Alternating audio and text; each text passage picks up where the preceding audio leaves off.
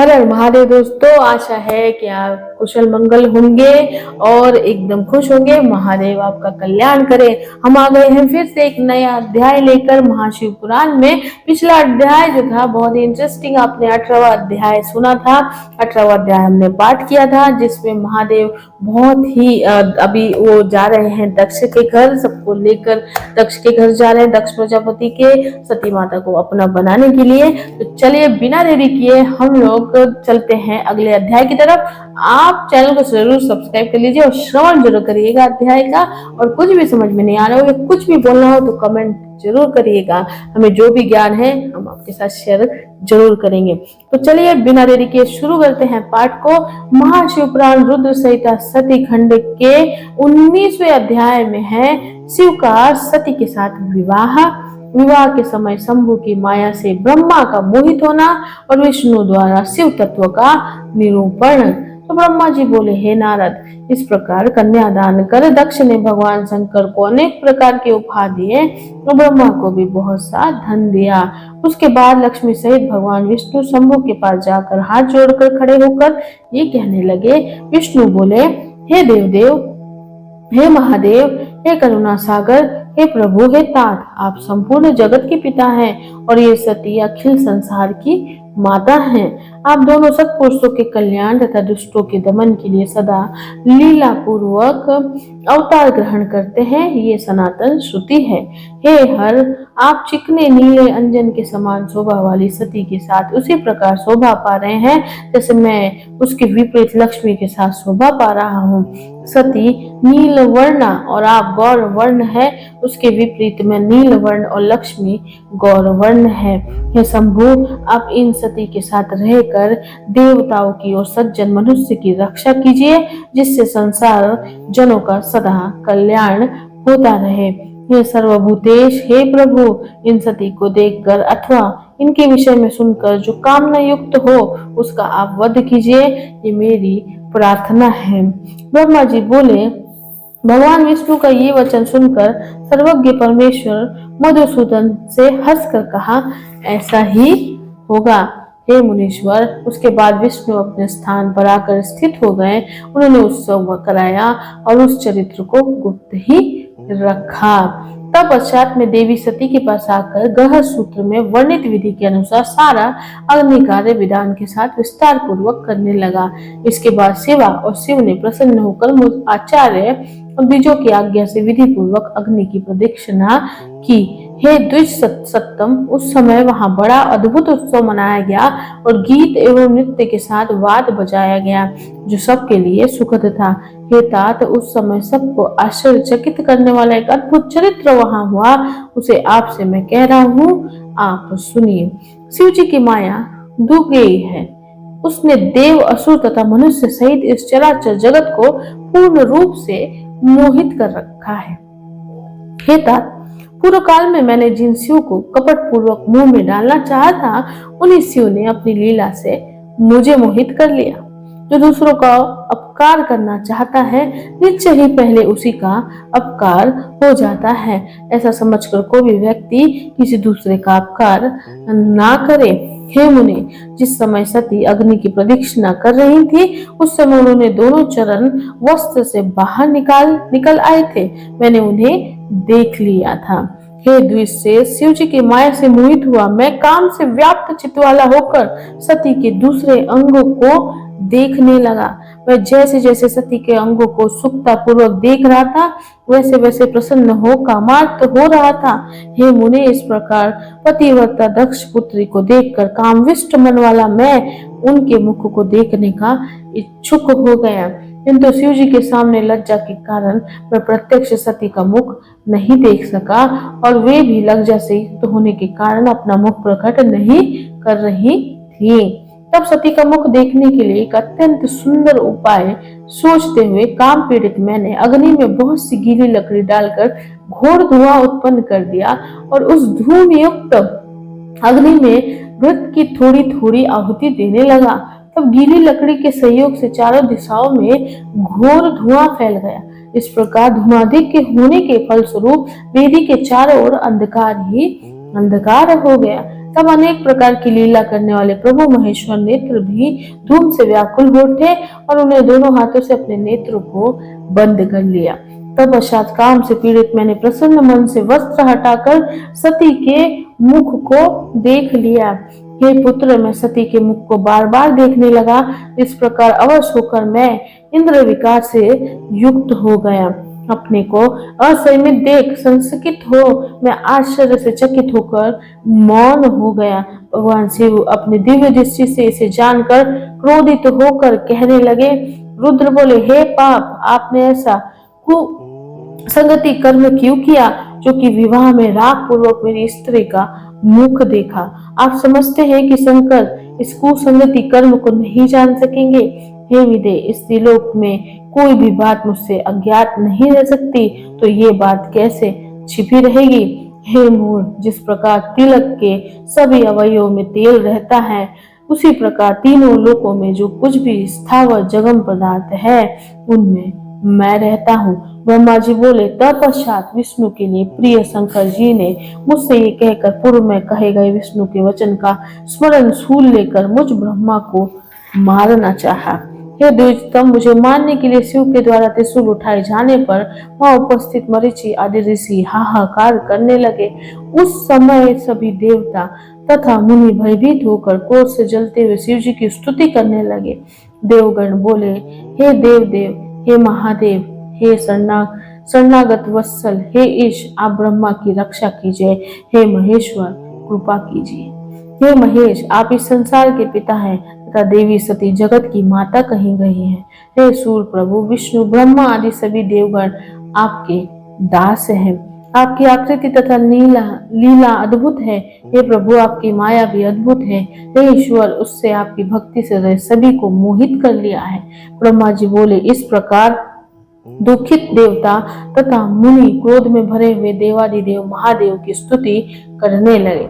दक्ष प्रजापति ने शंकित होकर वहां पहुंचकर दोनों हाथ उठाकर ऐसा मत कीजिए, ऐसा मत कीजिए, ऐसा कहते हुए शिव जी के आगे जाकर उन्हें ऐसा करने से रोका। तब शिव जी अपने आगे दक्ष को आया हुआ देखकर भगवान विष्णु की प्रार्थना का स्मरण करते हुए इस प्रकार अप्रिय वचन कहने लगे। महेश्वर बोले, हे प्रजापते, मेरे महान भक्त विष्णु ने उस समय जैसा कहा था मैंने वही करना स्वीकार भी किया था। विष्णु ने कहा था कि हे प्रभु, जो वासना युक्त होकर सती को देखे उसका वध कीजिए। अब मैं ब्रह्मा का वध करके विष्णु के वचन को सत्य करता हूँ। ब्रह्मा ने कामना युक्त होकर सती को क्यों देखा? इन्होंने अत्यंत ग्रहित कर्म किया है, इसलिए अपराधी ब्रह्मा का वध मैं अवश्य करूंगा। ब्रह्मा जी बोले। उस समय क्रोधाविष्ट देवेश्वर महेश कि ऐसा कहने पर देवता, मुनि तथा मनुष्य सहित सभी लोग कांपने लगे। चारों दिशाओं में हाहाकार मच गया और चारों ओर उदासी छा गई। उनके द्वारा विमोहित किया गया मैं उस समय अत्यंत व्याकुल हो उठा। तब महेश के अति प्रिय कार्य सिद्ध करने में प्रवीण तथा बुद्धिमान भगवान विष्णु ने ऐसा कहने वाले उन शिव जी की स्तुति की।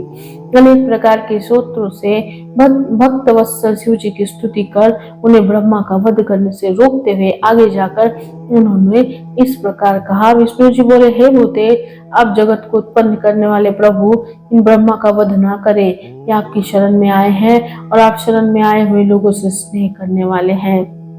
मैं आपका परम प्रिय हूँ, इसलिए मुझे भक्त राज कहा गया है। मेरे इस निवेदन को हृदय में स्वीकार करके मेरे ऊपर कृपा कीजिए।